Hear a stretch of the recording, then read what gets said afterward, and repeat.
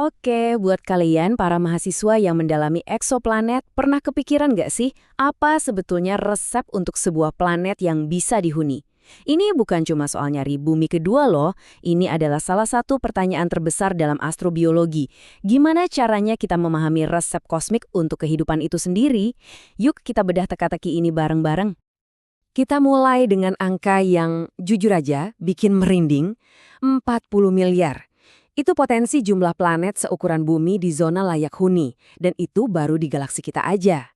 Angka ini bukan sekedar statistik, ini adalah sebuah janji. Ini nunjukin kalau bahan baku untuk kehidupan itu mungkin tersebar di mana-mana. Skalanya benar-benar luar biasa. Nah, pertanyaannya gimana cara kita menyaring 40 miliar kandidat itu? Kita akan pecah jadi 5 pertanyaan kunci. Pertama, apa sih layak huni itu? Terus, apa yang bikin sebuah bintang itu tepat? Dan planetnya sendiri. Kita juga akan lihat lingkungan yang lebih luas, sebelum akhirnya, dan ini bagian paling seru, kita coba tantang aturan-aturan itu. Oke, kita mulai.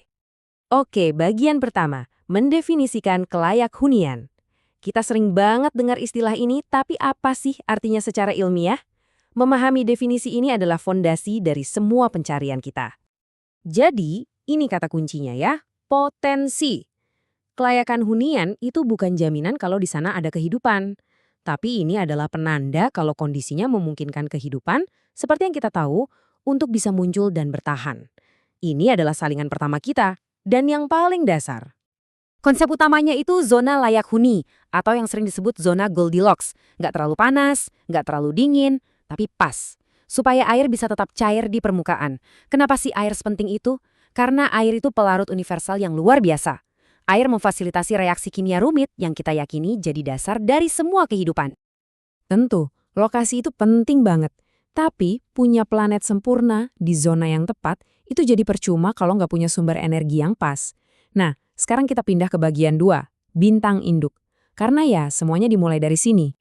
Nggak semua bintang itu sama. Buat menopang kehidupan, kita cari bintang yang juga berada di titik Goldilocks. Cukup stabil jadi nggak akan memanggang planetnya dengan semburan radiasi dan usianya cukup panjang supaya kehidupan yang kompleks punya waktu untuk berevolusi.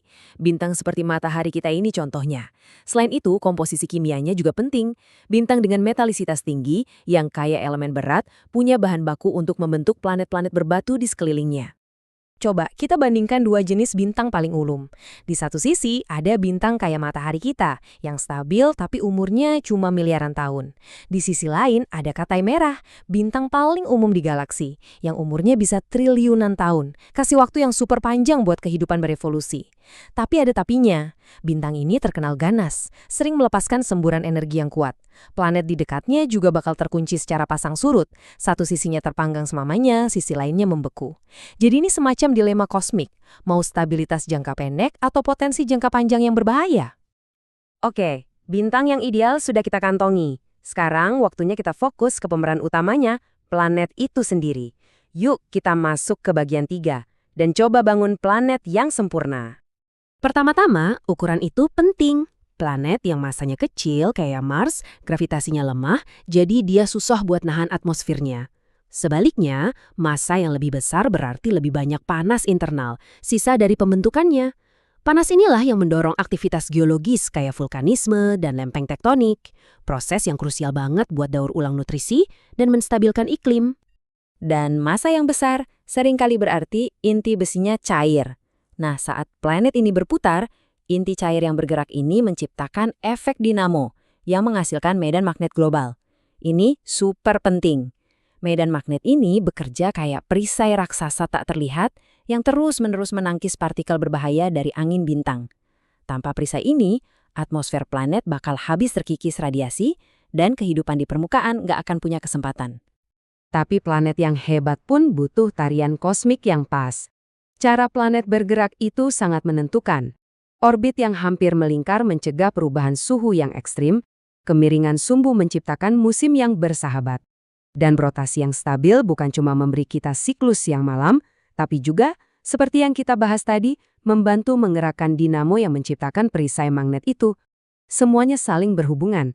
Oke, kita sudah bangun planet yang sempurna di sekitar bintang yang ideal. Tapi rumah terbaik sekalipun butuh lingkungan yang aman kan? Sekarang, ayo kita perluas pandangan kita ke bagian 4, lingkungan yang stabil. Karena sebuah planet itu nggak hidup sendirian di angkasa. Mirip kayak cari rumah di lingkungan yang bagus, sistem planet juga butuh alamat galaksi yang tepat. Terlalu dekat dengan pusat galaksi yang ramai berarti terlalu banyak radiasi dari supernova dan lubang hitam supermasif. Tapi kalau terlalu jauh di pinggiran, mungkin nggak ada cukup elemen berat untuk membentuk planet berbatu. Nah, tata surya kita ini kebetulan ada di lokasi yang cukup ideal.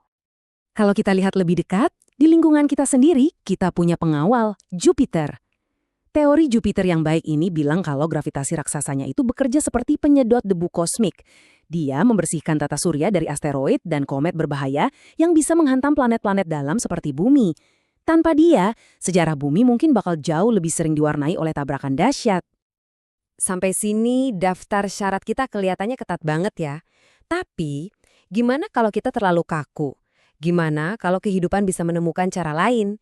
Nah, kita masuk ke bagian terakhir yang paling bikin mikir. Saatnya meninjau ulang aturan mainnya. Ini dia pertanyaan yang mendorong para astrobiolog untuk berpikir di luar kotak.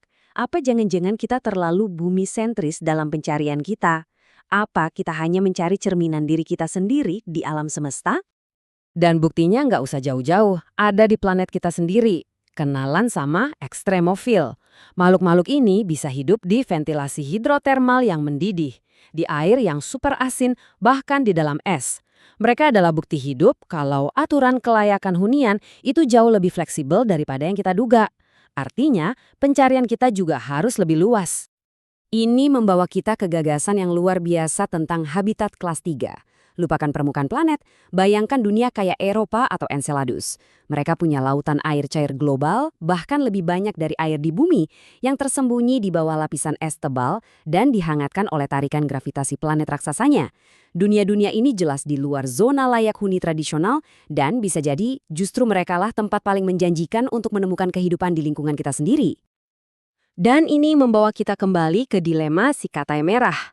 Mereka adalah bintang paling umum dan hidup paling lama. Secara statistik, mereka adalah kandidat terbaik. Tapi mereka juga yang paling ganas. Jadi, pertanyaannya sekarang, apakah keuntungan waktu triliunan tahun bisa mengalahkan tantangan radiasi yang mematikan? Ini salah satu perdebatan paling panas di astrobiologi saat ini. Jadi, apa kesimpulannya? Kelayak hunian itu bukan saklaria atau tidak. Ini lebih mirip simfoni yang rumit, di mana puluhan variabel harus selaras dengan sempurna. Bintangnya, planetnya, orbitnya, sistemnya, lokasinya, dan mungkin sedikit sentuhan keberuntungan kosmik. Dan ini membawa kita pada pertanyaan pamungkas yang mendorong seluruh bidang studi ini. Dengan semua faktor yang harus pas, apakah planet seperti bumi ini cuma kebetulan kosmik yang sangat langka? Atau dengan 40 miliar kandidat potensial di galaksi kita saja, apakah tak terhindarkan bahwa kehidupan juga muncul di tempat lain? Nah, itulah pertanyaan yang akan dijawab oleh generasi ilmuwan eksoplanet seperti kalian.